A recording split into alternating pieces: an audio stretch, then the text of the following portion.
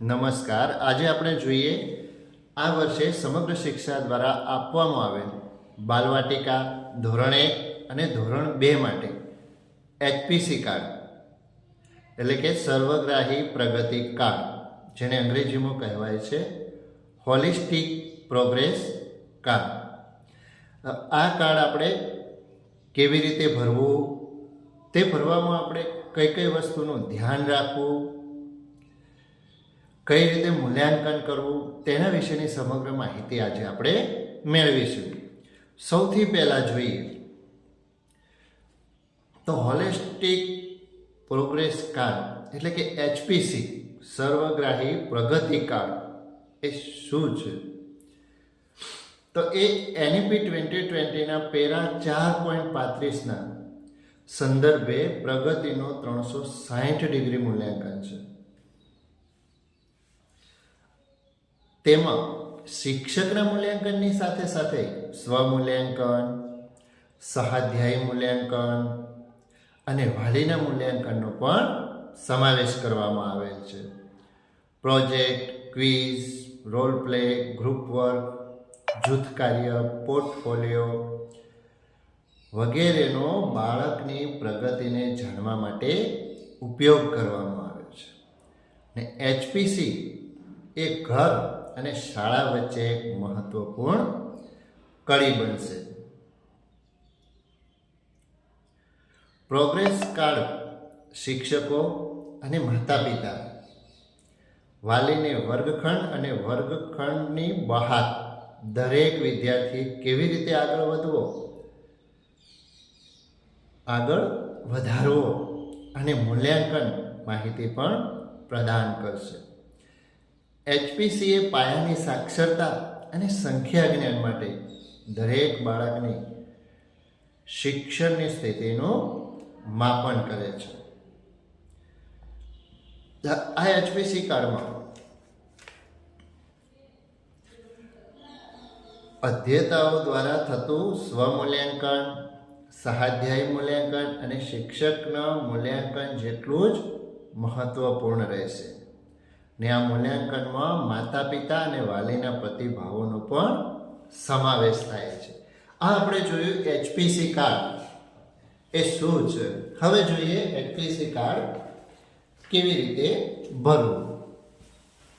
તો દરેક ધોરણમાં બાલવાટિકા અને ધોરણ 1માં HPC કાર્ડ આપવામાં આવ્યું છે. હવે HPC કાર્ડમાં સૌથી પહેલાં જોઈએ તો ભાગ A, ભાગ B અને ભાગ C એમ 3 ભાગમાં વહેંચવામાં આવ્યું છે અને દરેક ભાગનું કાર્ય અલગ અલગ છે. તો જોઈએ ભાગ A. ભાગ 1માં છે ભાગ A મારા વિશે. આમાં બાળકને પોતાના વિશે લખવાનું છે, પરંતુ જો નાના બાળકો છે, બાલવાટિકાવાળા છે, તો બાલવાટિકાવાળા બાળકો જે આ માહિતી ભરી શકવામાં સક્ષમ હોતા નથી. તો એ આપણે બાળકને જેમ કે મારું નામ, મારું ગામ, મારો જન્મદિવસ, મારો મિત્ર, તો આ પૂરી આપવામાં શિક્ષકે બાળકને મદદ કરવી પડશે. ક્યારેક શિક્ષકે પણ આ માહિતી પૂરી આપવી પડશે. ત્યાર પછી બાળકને આપણે પૂછવું પડશે કે તને ગમતા રંગો કયા છે, મને ભાવતી વાનગીઓ. તો બાળકને આપણે પૂછે કે બેટા તને કઈ કઈ વાનગી ભાવે છે, તને કઈ કઈ રમતો ગમે છે, મને ગમતા પ્રાણીઓ, મને ગમતી વસ્તુઓ. આ વસ્તુ આપણે પુરાવાની છે. પ્રથમ સત્રની અંતે ઊંચાઈ, મારી ઊંચાઈ ખાલી જગ્યા વ્યક્ત છે, એટલે એના હાથની વ્યક્તથી આપણે ઊંચાઈ માપવી પડશે. અને મારું વજન ખાલી જગ્યા કિલોગ્રામ છે, એટલે વજન કાંટા ઉપર એનું વજન પણ આપણે કરવું પડશે. અને આ વર્ષમાં 2 વાર કરવું પડશે, પ્રથમ સત્ર અને દ્વિતીય સત્રમાં. આવી જ રીતે ભાગ A મારા વિશે એ ધોરણ 1 અને ધોરણ 2માં પણ આપવામાં આવે છે. ધોરણ 1માં પણ એ જ રીતે છે. મારું નામ, મારું ગામ, મારો જન્મદિવસ, મારો મિત્ર, મને ગમતા રંગો, મને ભાવતી વાનગીઓ, મને ગમતી રમતો, મને ગમતા પ્રાણીઓ અને મને ગમતી વસ્તુઓ. આ જ વસ્તુ ધોરણ 2માં પણ આ રીતે આપવામાં આવી છે. પરંતુ બાલવાટિકા અને ધોરણ 1ના બાળકો, ધોરણ 1માં અમુક બાળકો છે જે આ માહિતી પૂરવામાં સક્ષમ હશે તો એમને એ માહિતી આપણે પૂરવા દેવાની છે. જ્યારે ધોરણ 2ના બાળકો જો સક્ષમ હોય છે તેમને એ માહિતી જાતે પૂરવા દેવાની છે, અને સક્ષમ નથી હોતા તે બાળકોને શિક્ષક મદદ કરશે. ક્યારેક શિક્ષક પણ પૂરી આપશે. ત્યાર પછી જોઈએ આ હું છું બાલવાટિકા અને ધોરણ 1 બંનેમાં આપવામાં આવ્યું છે. એટલે કે આની અંદર એ બાળક પોતાનું ચિત્ર દોરશે અથવા બાળકે પોતાનો ફોટોગ્રાફ ચોંટાડવાનો છે. એના પછી છે જો એ નીચે લખેલું છે તમારું ચિત્ર દોરો અથવા ફોટો ચોંટાડો. આ મારો પરિવાર છે, તમારા પરિવારનું ચિત્ર દોરો અને ફોટો ચોંટાડો. અહીંયા બાળક જો પોતાનું પરિવારનું ચિત્ર દોરે છે તો પણ બેસ્ટ છે, અને પરિવારનો ફોટો ચોંટાડવાનો છે, ફોટો ચોંટાડો તો પણ એ ઉત્તમ છે. આવું ધોરણ 1 અને 2 બંનેમાં કરવાનું છે.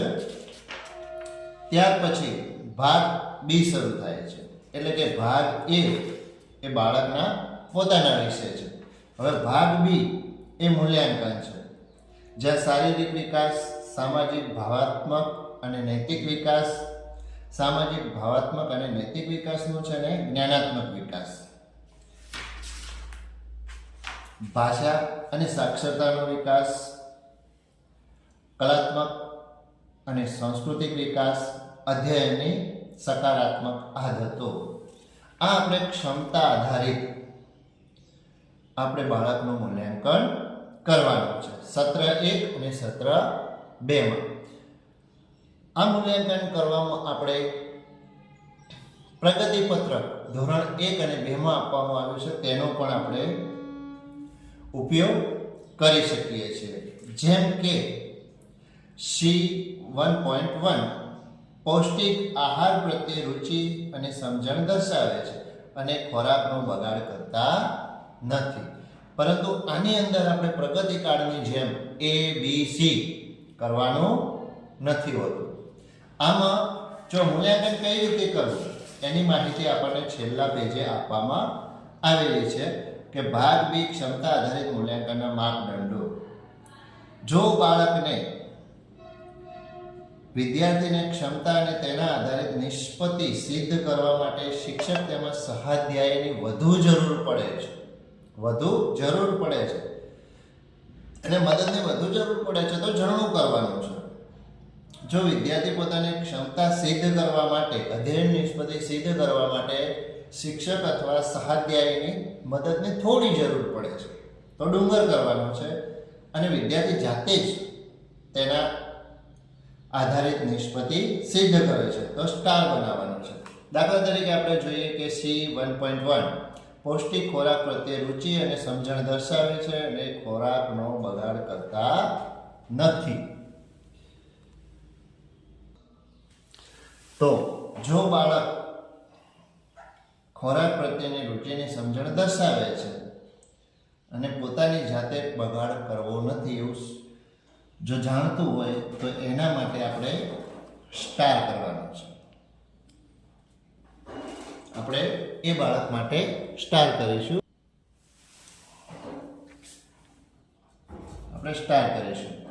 જ્યારે પોતાની સંભાળ અને સ્વચ્છતા રાખે છે.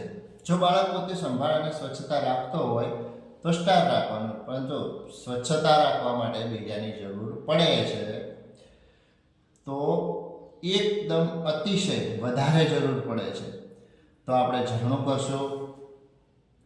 અને અસુરક્ષિત પરિસ્થિતિઓમાં ઓને સમજે છે અને મદદ માંગે છે. જો આમાં થોડી જરૂર પડતી હોય તો આપણે ડુંગર કરવાનું છે. આ ત્રણેય વસ્તુ એ પ્રકૃતિને સાંકળેલી છે અને એના આધારે આપણે અહીંયાનું મૂલ્યાંકન કરવાનું છે.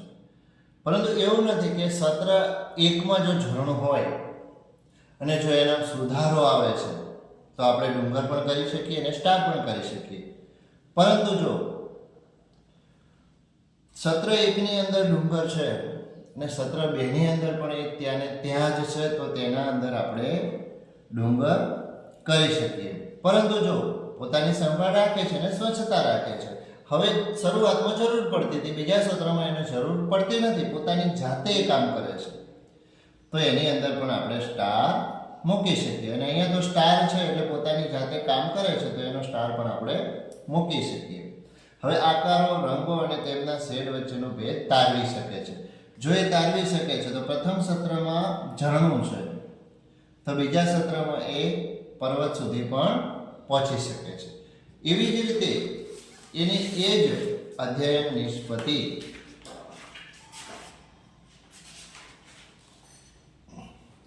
ધોરણ 1 માં પણ આપવામાં આવી છે, પણ એ ધોરણ 1 ના આધારે હશે કે પૌષ્ટિક ખોરાક પ્રત્યે રુચિ અને સમજણ દર્શાવે છે અને પોતાનો ને ખોરાકનો બગાડ કરતા નથી. તો જો બાળકો ખોરાકનો બગાડ નથી કરતા, એ બધું જાણે છે, તો એમાં આપણે સ્ટાર કરીશું. પોતાની સંભાળ રાખે છે અને સ્વચ્છતા રાખે છે. બાળક પહેલા ધોરણમાં આવે એટલે સંભાળ અને સ્વચ્છતા જાતે રાખતા શીખી ગયું હોય છે, તો એમાં પણ સ્ટાર કરી શકીએ. જો દાખલા તરીકે આપણે અસુરક્ષિત પરિસ્થિતિઓમાં સમજે છે અને મદદ માંગે છે, તો આમાં એને બહુ જ જરૂર પડે છે બાળકોને બીજાના મદદની અથવા શિક્ષકના મદદની, તો એમાં આપણે ઝરણું કરશું. પરંતુ જો બીજા સત્રમાં એને ઓછી મદદની જરૂર પડે છે, તો આપણે અહીંયા ડુંગર કરશું. આ રીતે આપણે તમામ અધ્યયન નિષ્પત્તિના આધારે બાળકનું મૂલ્યાંકન કરવાનું છે અને આ 3 ચિહ્નોના આધારે આપણે તેનું મૂલ્યાંકન કરશું.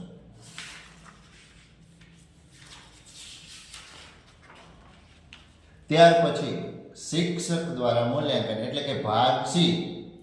ભાગ બી એ બાળકનું મૂલ્યાંકન છે, ભાગ એ બાળકનો પોતાનો પરિચય, અને ભાગ એ આની અંદર શિક્ષક દ્વારા મૂલ્યાંકન, વાલીનો પ્રતિભાવ, સ્વમૂલ્યાંકન અને સહાધ્યાયી મૂલ્યાંકન છે. અને પાછળ છે વિદ્યાર્થીનો પોર્ટફોલિયો. તો હવે આપણે જોઈએ કે શિક્ષક દ્વારા મૂલ્યાંકન. તો આની અંદર શિક્ષકે સત્ર દરમિયાન નોંધેલી વિદ્યાર્થીની સારી બાબતો, પડકારરૂપ લાગતી બાબતો તેમજ તે પડકારરૂપ લાગતી બાબતોમાં હકારાત્મક સુધારા માટેના સૂચનો ટૂંકી નોંધ કરવી. દાખલા તરીકે બાળકે બહુ સરસ ઝડપથી શીખે છે, એને કોઈ એક્ટિવિટી ચિત્ર દોરવાનું સારું છે, તો બાળકે પહેલા સત્રમાં એની સારી બાબત છે કે સુંદર ચિત્રો દોરે છે. અથવા કોઈ બાળકને એકદમ વધારે પડતી મહેનતની જરૂર છે વિવિધ પ્રવૃત્તિઓ દ્વારા, તો પડકારરૂપ બાબતમાં આપણે લખી શકીએ. અને એને સુધારાત્મક લક્ષી બાબતો એટલે સુધારાત્મક બાબત કેવી રીતે કરી શકાય એના વિશે પણ આપણે ટૂંકમાં નોંધ કરવાની છે. અને આવું ધોરણ 1 અને ધોરણ 2 માં પણ આપવામાં આવેલ છે. ત્યાર પછી વાલી પ્રતિભાવ.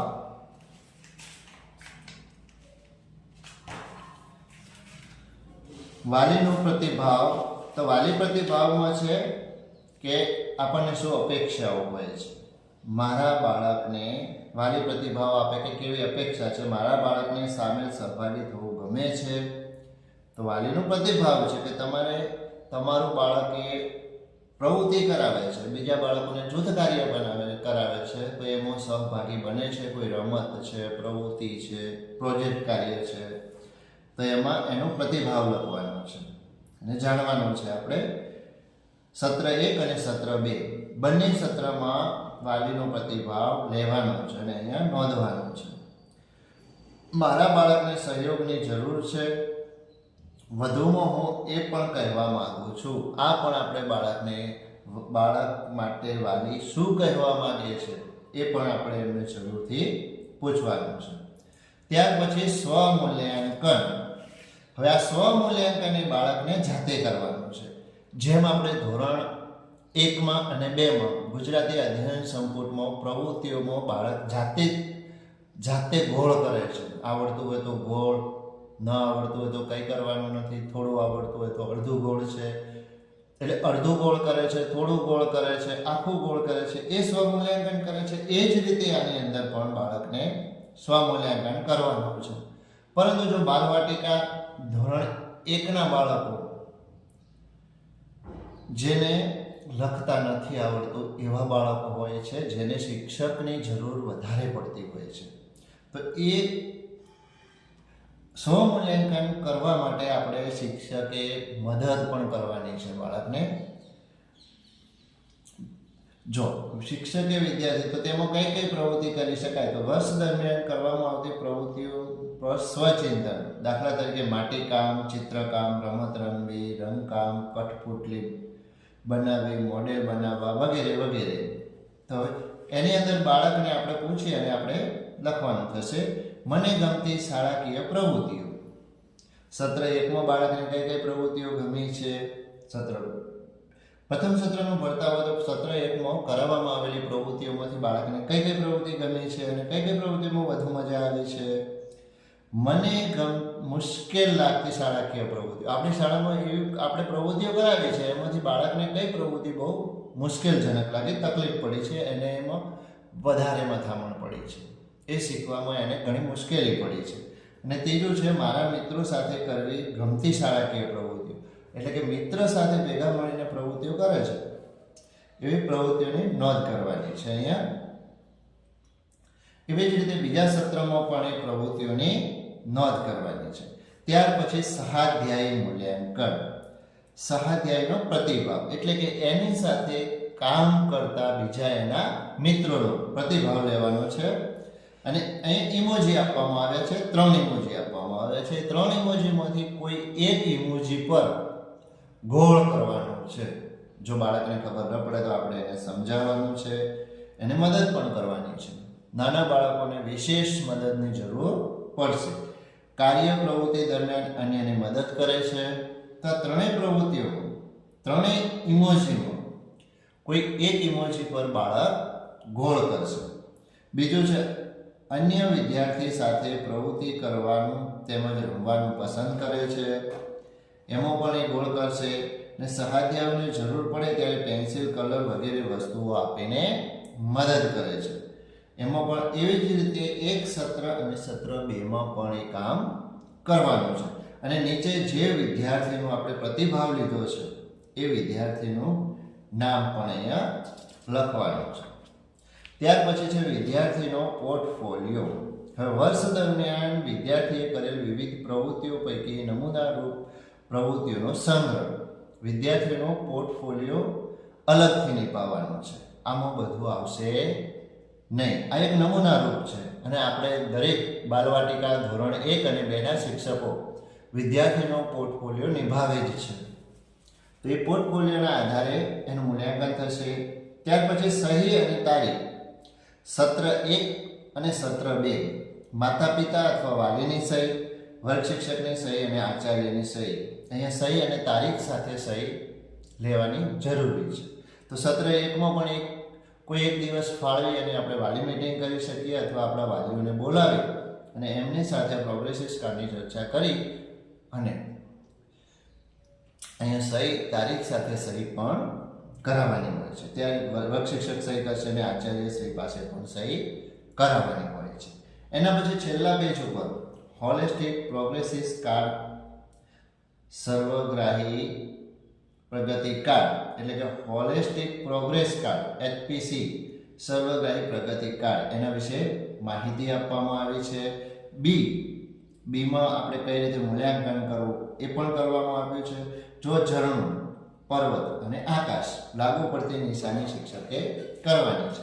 અને આના માટે દરેક સ્કૂલમાં એક શિક્ષક આવૃત્તિ પણ આપવામાં આવે છે.